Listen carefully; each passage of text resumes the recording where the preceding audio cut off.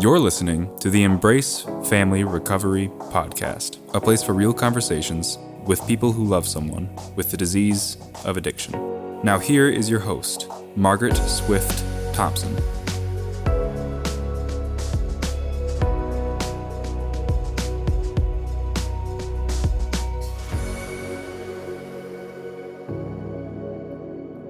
Welcome back.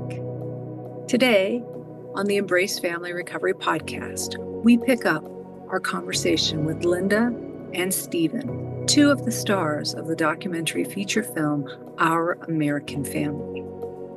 Our American Family is a courageous film made by a very brave family who generously allow us into their lives so the world can better understand the impact of the disease of addiction on an entire family system.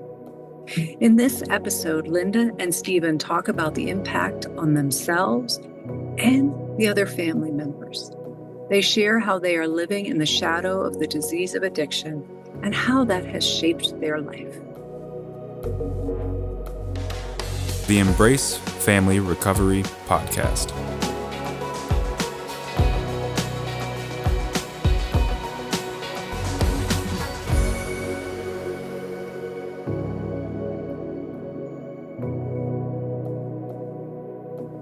Opiate addiction can be hidden.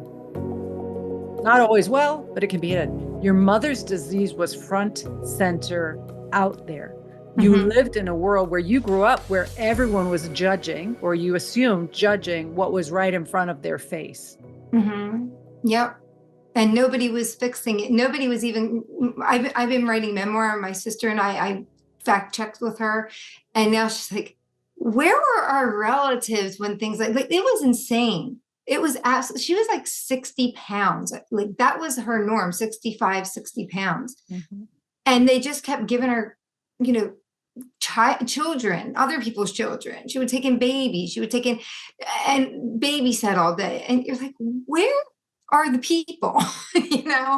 And we do develop a sense of humor around it because you kind of have to, but you do wonder, where are the people? And if it wasn't spoken about in any kind of kind, honest, open way, if people weren't, and again, another illness that people didn't talk about, even if it was right in front of them, but talked around them. And so why would you not assume that's going on everywhere? Yeah, most people in my town thought she had cancer. So they just thought my mom was sick with cancer.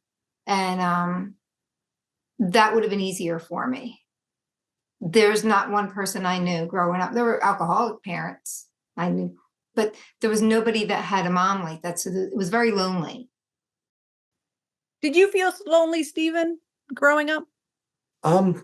That's a great question. I felt lonely within myself. I always had a great group of friends that I was able to distract myself, and I'm still really good friends with those guys today. But I felt lonely a lot. I wasn't able to tell what lonely really did feel like, because in school I presented myself always as a fun, vibrant person that you would never expect me to be going through what I was going through as I presented myself in school. And because of that, I was able to have friends that come from extremely different backgrounds than me.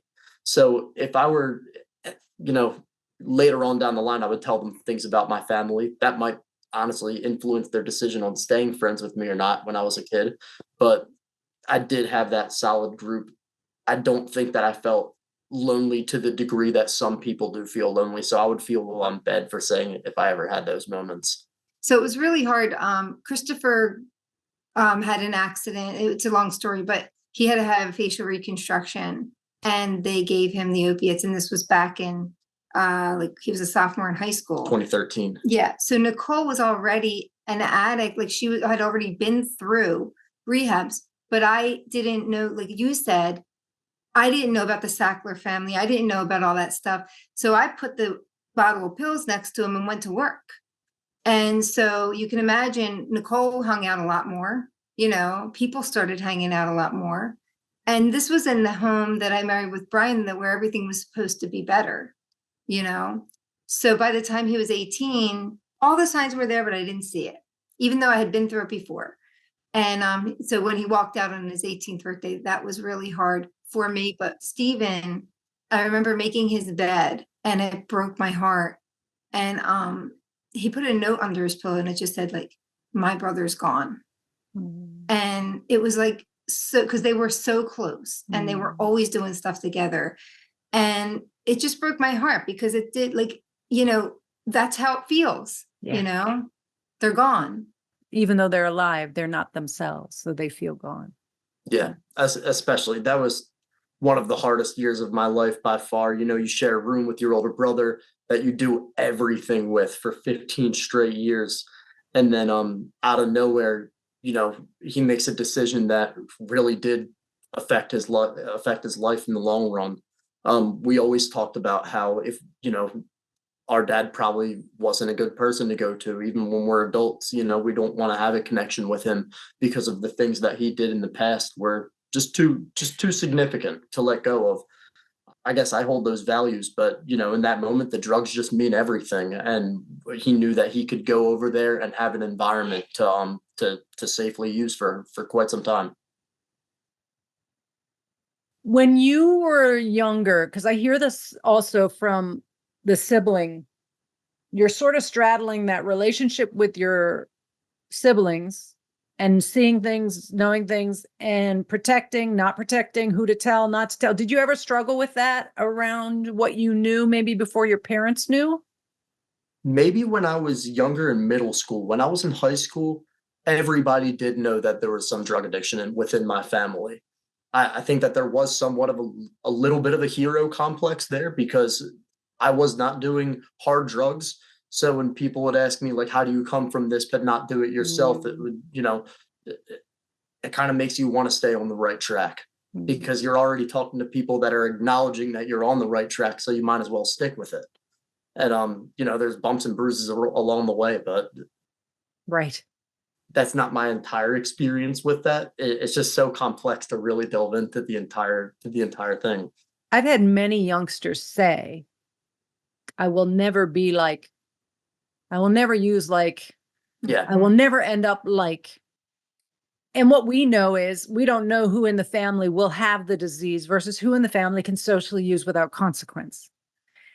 And do you remember either of you on your journeys having those thoughts? Maybe you, Linda, about your relationship with food, you, Stephen, with substances. Did you see that in either of your siblings, say they would never be, and yet here they were, which just proves to me that it's a no-fault disease. We don't know who has it or not. I can answer this. Yeah. I've said so many times to friends, myself, and everybody, when it gets to the level of going a little bit harder, especially after sobriety time, why can't they just smoke weed? Why can't they just stick with drinking? Why can't they just or just not do anything? Why can't they just stick with the program that they've been given because they've been handed so much? They've been given all these resources, jobs, programs, everything. So why can't they just stick with it? Or, more simplistically to the conversation, I would say like when they get so much sober time, why do anything more than marijuana or alcohol? And then that's my, also just not understanding everything in its entirety with addiction. Right. And when I ask myself that, I know that I need to read a little bit more. I know that I need to do a little bit more educating myself because that opinion is just clouded by my own frustrations. Understandably. Yeah. As a human, it is incredibly frustrating. It's like I find that after a loved one's been sober for a while and then relapse, it's really hard on the family because it's like, what? We've done this. You got here. How could? And there's grief, and then there's resistance, and there's anger, and all the feelings that go along with that. And if it were easy to stay sober and use recovery tools, it would be done. If someone could use pot and never go back to heroin, it would be done. Right. Cross addiction is a very real thing. And that can include behavioral addictions, that lead someone back to using. And so your emotions are understandable. And what I work really hard with families to do is put them at the foot of the disease that constantly gets away scot-free from all responsibility rather than the person, which is really hard to do when they're intertwined in the same person, right? Right. Well, you know what I Yeah. say, like with so I don't want to, just say everything, but as far as like we'll say, Nicole, right? Just because I'm trying to make a point. When I know that this is the disease that's talking, and I know that I will say the Nicole from 5 months ago would look at this very moment and laugh at me if I fell for this shit. So I'm not going to, because I trust that Nicole, not what's in front of me right now. And also the Nicole, hopefully in the future, that's going to be sober, is going to look back on this moment and say the same thing.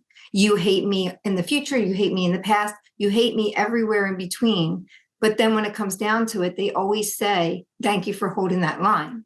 But while you're holding that line, you're evil. You're absolutely evil to them or to the disease. To the disease. Yeah. Absolutely. So I just don't talk to the disease. And I say that when things are going nuts, I'll just say, I love you very much. And they could be like throwing so much stuff at me, but it's just like, I love you very much. I'm going to hang up because I'm not talking to your disease. I do not have anything to say to it. I think that's a very healthy way to discern between the two, even though it gets so blurry, is to be clear. When I'm being abused by somebody who I know normally is not that way, if they're not using, I know I'm dealing with the disease, and I'm not going to play with the disease because I'll never win. Right. And it's like talking to the wall. So I love you. When you can talk to me as my child, my sibling, I'm here. I will not play with this disease. It's too scary for me, too upsetting for me. This podcast is made possible by listeners like you. Hi, I am Margaret Swift Thompson, and I am so grateful you're listening to this podcast. It means more to me than you know. As a result of the growth and continuation of my mission to help more family members find resources and enhance their toolbox with things that can help them navigate this journey of recovery, I want to let you know that I'm coming back with family coaching. So I'm starting the Embrace Family Recovery Coaching Group again. And I want to make sure people know that this is a group, and it's a coaching group, and it's open to anyone impacted by the disease of addiction from a family's perspective. So it could be your parent, your partner, your child, a sibling, anybody. If you would like to be a part of this educational and supportive community, please go to my website, embracefamilyrecovery.com, and look into the coaching group. We're going to have it for all people impacted. So we're not going to divide the group into parents or partners or siblings. We're going to just have an Embrace Family Recovery coaching group. So if you want to know more, please head to my website and find out more, learn more. And if you have any questions at all, please reach out to me by email at margaret@embracefamilyrecovery.com. You're listening to the Embrace Family Recovery Podcast. Can you relate to what you're hearing? Never miss a show by hitting the subscribe button. Now back to the show. So I was curious with the movie, the other thing that I was struck by, the chaos of the disease was so like I could feel it in my bones when the movie started, like the chaos and the insanity of the disease, the stories, even though, again, I think without saying too much, not everybody was using at that point. But what was wild to watch and feel was how, as the movie went on, the level of that lowered little bit by little bit by little bit. It was beautiful. It was like the profound impact of what recovery can do for helping a family. Yes. Yeah. What makes me really excited is that you do recovery work, Linda. Mm-hmm. Yeah, I do. You deserve to do it. And I'm glad you do it. And so it sounds like Al-Anon is part of it. Dharma recovery is part of it.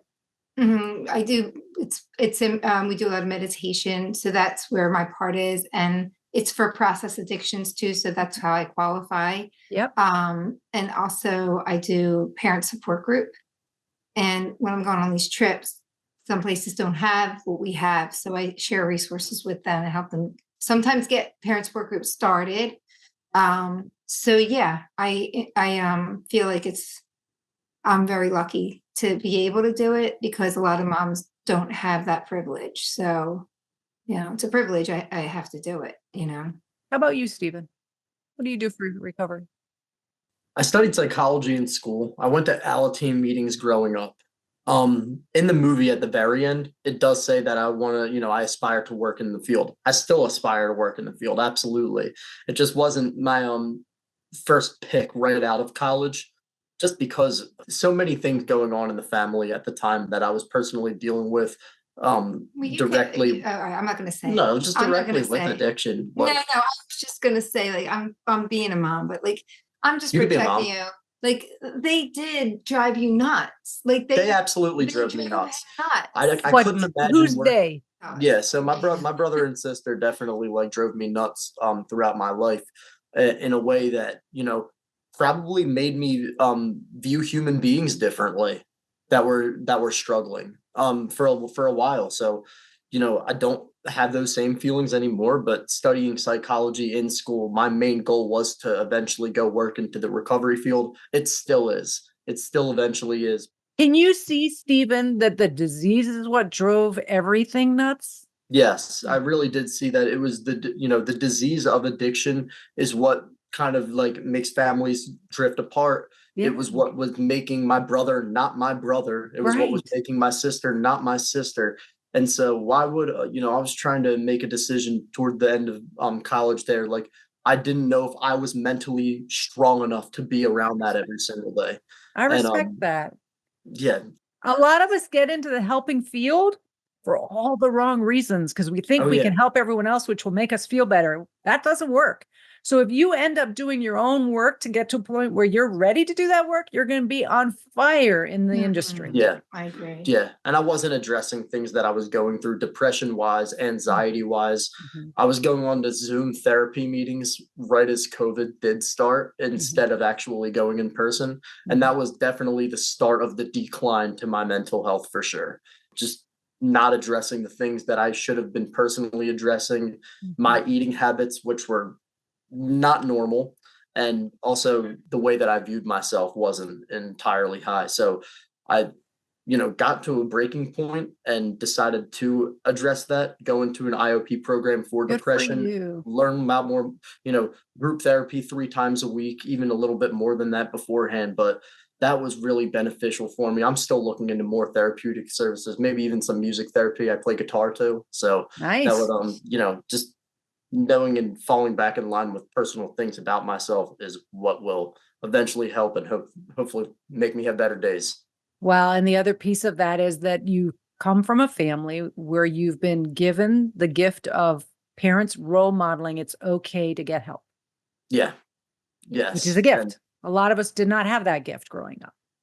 it's the biggest gift in the world. And it's what I definitely will pride myself about being a dad on is just being able to, raise Ellie and teach her the things about addiction exactly the way that I was taught to. And, hopefully even, get the help of my mom and stepdad within that to, make it even better. So, it's just a big learning journey. It is.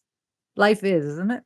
Oh My yeah. sponsor says, when you're green, you're growing. When you're ripe, you're rotting. I'm not sure I want to ever rot, so I'll keep growing, even though some growing. Yeah. growing sucks because it's painful. It's hard. So you mentioned there's been a lot since the show was put out and filmed. Are you willing to talk about where things are at as you've moved forward? Because I know I'm not going to say where the movie ended because I want, again, people to watch it. But how are members of the family doing now? Stephen, you just shared you went through your own outpatient and attended to your mental health, which kudos to you. Thank you. Thank you. That was somewhat recent too. That was a couple of months ago. So Awesome. getting back in the swing of things with work and, really just trying to take what I learned. It's good. Good for you. I mean, they're both struggling. Brian, I would say watching him really see it because he got to know, their sobriety for a long time. You get to know that person. And when that person goes away, I mean, I'm a little more equipped because I've been through it, he never was up until this point. And, I had to tell him, like, you might have to go to now any picture because, you're trying to put a Band-Aid on Niagara Falls here. It's not happening, but he came along. Like, it's just hard to watch your husband grieve Yes. over your kids, Yes. It also shows how much he loves them. He loves them so much, Wouldn't grieve and wouldn't feel if there wasn't a lot of love there. Yeah. And there's so much potential like in both of them. And it's just so hard to watch a person just disappear and not only disappear, but turn into something that they're not. So it's, it's been hard, good, it's just the way it is. In the movie, Nicole said something that we get sober, but we don't get better or good. And, what she was really saying in that moment was, you have to do a program. You have to do something besides get sober. So all I'll say is that wasn't happening.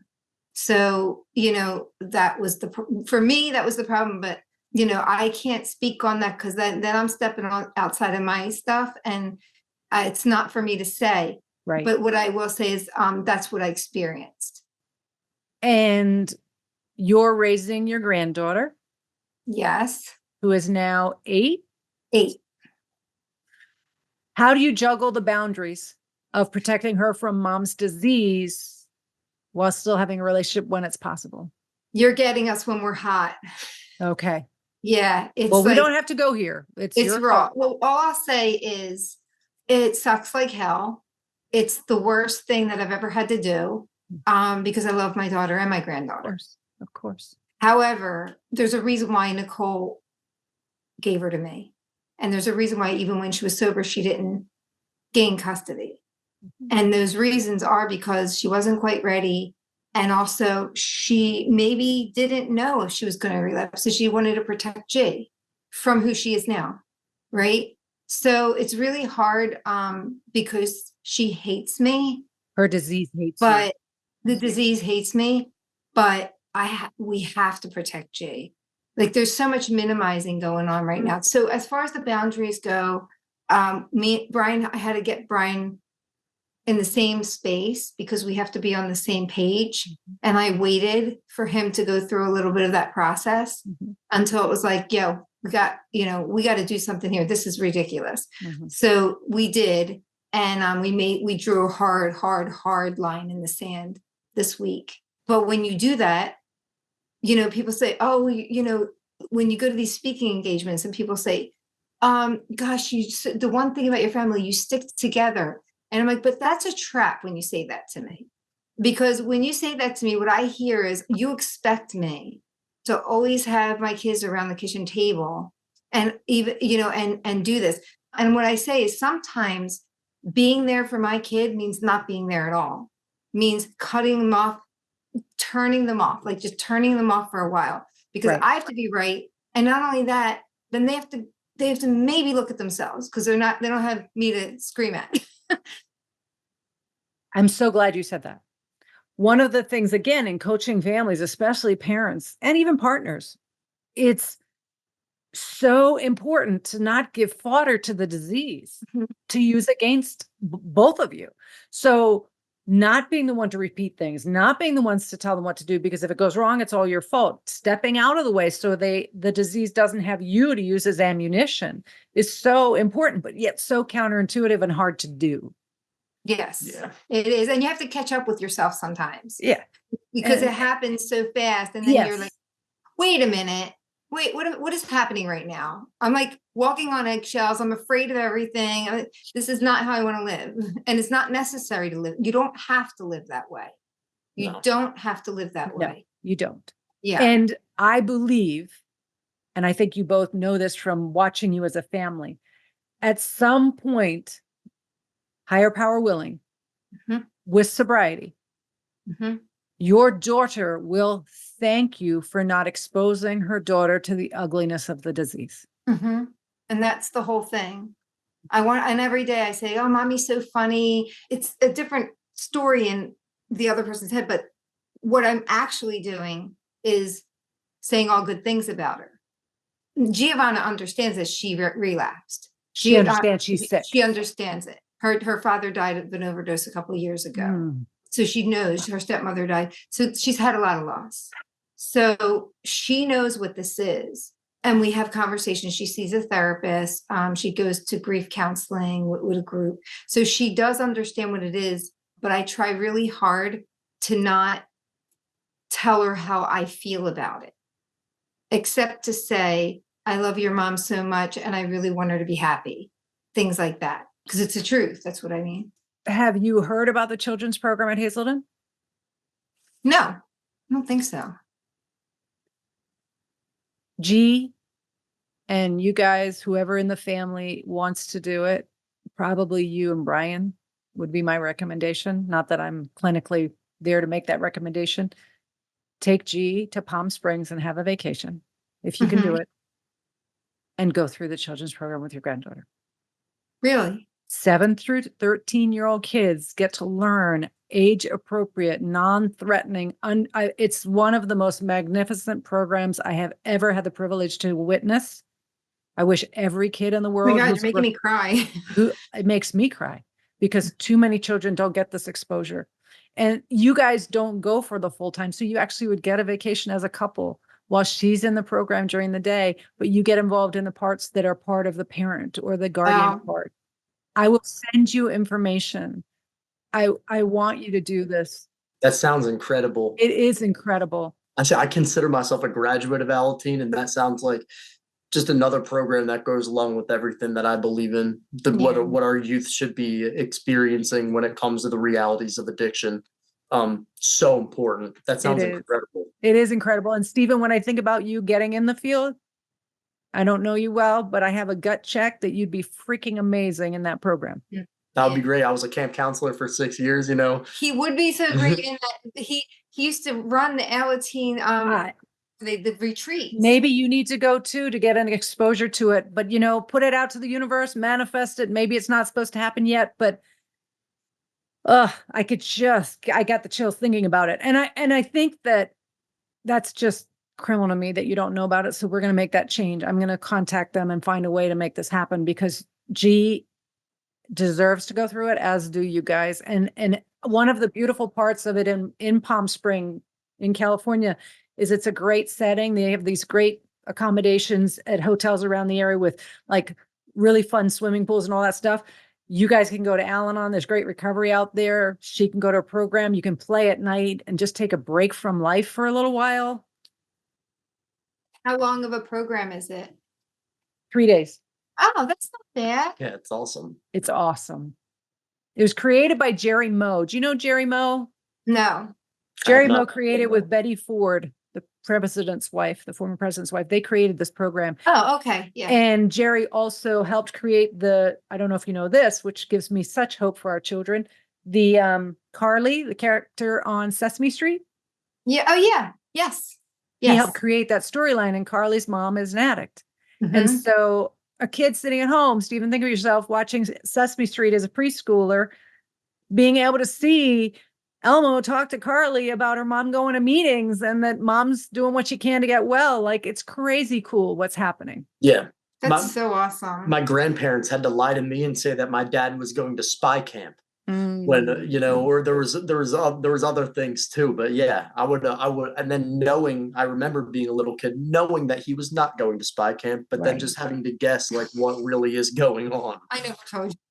Yeah, no, that was not you, but at the same time. And as a child, you come up with your own story and it's usually not great. Yeah. We tell G the absolute truth about age appropriate. But she has no problem telling her friends that she's allergic. She probably will be allergic to alcohol and drugs. We don't know for a fact, but probably, I would bet on it. I would hope not. I would be happy if she wasn't. Of course. But let's just go forward thinking that might be that. And so we just call it an allergy, and which is what it is. Which is what it is. And people look at her like but she's a strong girl. She's a whole different realm of a person. Like, I don't know where she came from, because I don't know. She lets us be in her world. That's how I look at G. We get to hang out with G. That's great. Stephen, you have a little one. Yes. And you're now a father. Well, she's adorable. I bet she is. And so you're now facing the next stage of life of raising a child in this world, knowing the risks, knowing the realities. How are you doing with it? I know she's little yet, right? She's what, 5 months? Yeah, she's 5 months old. She'll be 6 months, 2 days after Christmas. But you know, how we're doing with it, I mean, it's just as if it would look with, a 23-year-old and a 26-year-old raising a baby and, figuring things out. I mean, I think that we're doing a good job for what it's worth. And I know that we have all of the plans to teach her about addiction when that time does come, especially with the next generations coming up. They absolutely need to be aware of it. They have their cell phones all day or just unlimited internet access. So even if they were never even exposed to drugs or alcohol, they can still be exposed to it through their phone. And I think that that's definitely a section and a big category within all of that I want to focus on specifically when bringing it up with Ellie. Yeah. But yeah, it is, and raising a baby too, it is about taking it one day at a time. So I do take certain principles from the program and kind of try to adapt it within my own life because they do work. They do. So what is your relationship with your brother and sister as they struggle with your new baby? Like how your mom and stepdad have a strong boundary in place today. Yeah. And what are you doing? How are you coping? So my boundaries are far less porous than they used to be. I did put a fence up recently, so the lines of communication aren't necessarily there. As my girlfriend and I are parents to a 5-month-old baby, I don't want to be remotely a part of anything that would potentially put her in any harm's way. Mm-hmm. So, and I think that even they would be understanding of that right now. Where it was before, I would probably play nice guy and be like, oh, you do need to talk to me right now about this. Okay. And probably go along with the conversation and the story that they're telling in themselves in their head. Right. I'm co-signing that story, probably making it harder for my mom and stepdad at certain times. But I mean, I'm learning, like I'm still, especially being a dad, I'm learning. So I had to put that fence up. I had to put up boundaries recently to just be able to focus on everything that is going on in my life. It's a lot with work. It's a lot with everything. So I'm just, just got to do it one day at a time. It's amazing what loving another human being who is unable to protect themselves will do for helping you make boundaries that are in your best interests as well. Certainly. Yeah. And yes, in their clear mind, they would never want to jeopardize your family, your child, any of you. I'm just talking in the realm of like arguments that could happen, or just like I don't even want my baby to be around anywhere where the volume is too high on the TV. So like, I get it. I'm I speaking get in it. regards to that. I get it.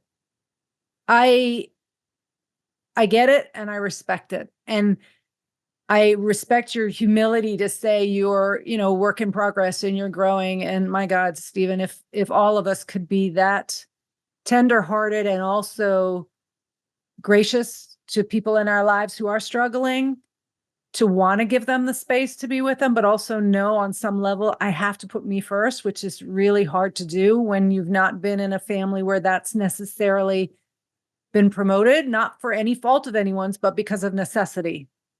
Yeah, absolutely. And you're doing that. You're doing that with your daughter and yourself. Yeah. And Yeah, there's been a huge shift in you in the past 6 months. Huge. I have been There's- told that too. Yeah, there's been some things that came up where, he just took care of business. It was like, here's your plane ticket, go. Like, it was just like, you're not staying here, that kind of thing. And he's saying what's really inside of him more and not just what people want to hear. And I'm so happy about that. Yeah, I think it's important. I think it's important to, because at certain times in my life, I didn't even know what I was thinking. I just knew what I thought I had to say. Yeah. And There's a lot of that going on with you. yeah. There's a really visibly representative child's book out there that speaks to this called The Dragon That Lives in Our House. Mhm. And in the story, it's the dad who has the disease. And the dragon is this little dragon on their shoulder that over time in the disease grows bigger and bigger to the point that it pushes dad, mom, child out of the house. And the dad chooses to get help and starts hanging out with a guy who has a dragon on their shoulder, but it's little. And then finally dad's gets little again through the recovery work, through being with that person. And what I visioned when you said that I didn't even necessarily know what I was thinking, or I would say what I thought for others, or whatever the concept is that we adapt to. You didn't have a lot of room in your house because the disease was so big to take the time to feel, to acknowledge, to know, to understand, because everybody else's issues were so much bigger. Yeah. Yeah. Boys, that's the truth. It really is the truth, Yeah. and you hear about it so many times about like their issue is bigger at the moment. And I say it in the movie too. You did. A lot of the time I did feel as if like the littlest thing that was going on in their life definitely overshadowed what I was going through.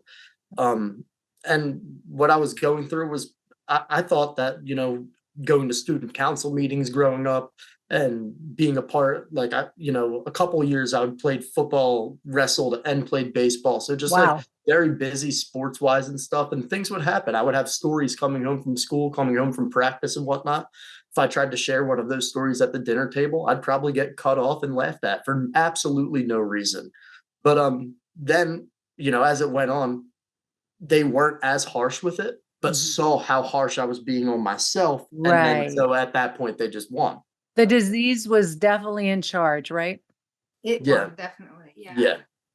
And you just worked so hard at not being a problem Yeah, that you became a problem to yourself. exactly. You know? Exactly. Not knowing who I was and like getting very Yeah. lost and with what I would want to do career wise. And, so yeah, it's just very important to focus on yourself.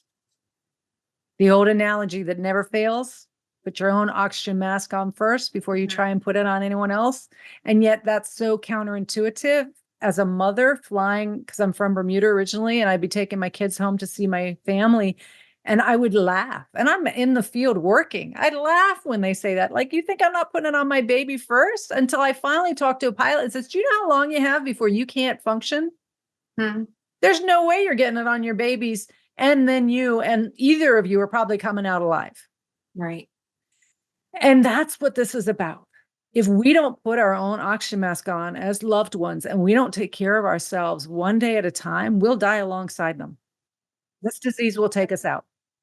You're absolutely right. And that means doing things that are joyful, even when they're in the worst possible place. Correct. Because if I don't do that, then what do they look like? I'm doing it for me, but also, what kind of example am I? If they do want to come around, I'm going to be in the ditch too, somebody's got to be living, So yeah, I feel strongly about that. I don't always live it.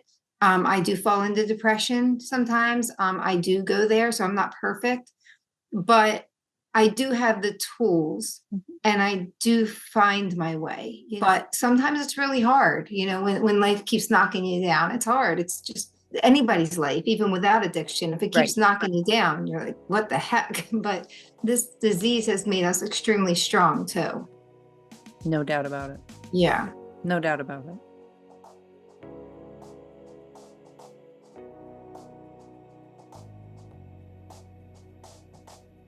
I am incredibly grateful to Linda, Stephen, and the rest of this brave family for giving us the honest window into the multi-generational impact of the family disease of addiction.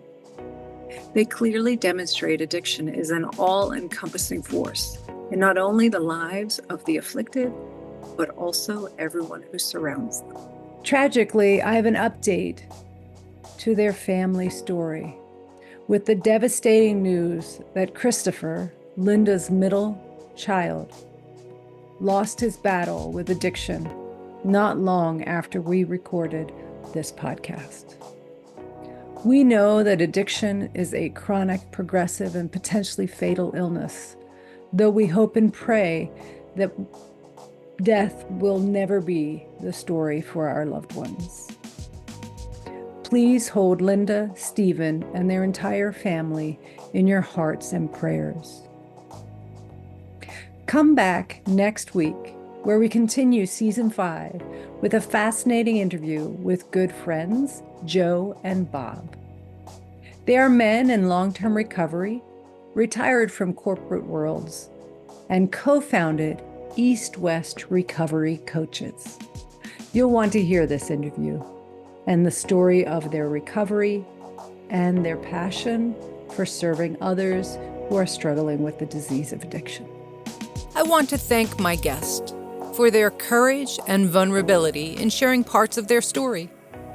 Please find resources on my website, embracefamilyrecovery.com. This is Margaret Swift Thompson. Until next time, please take care of you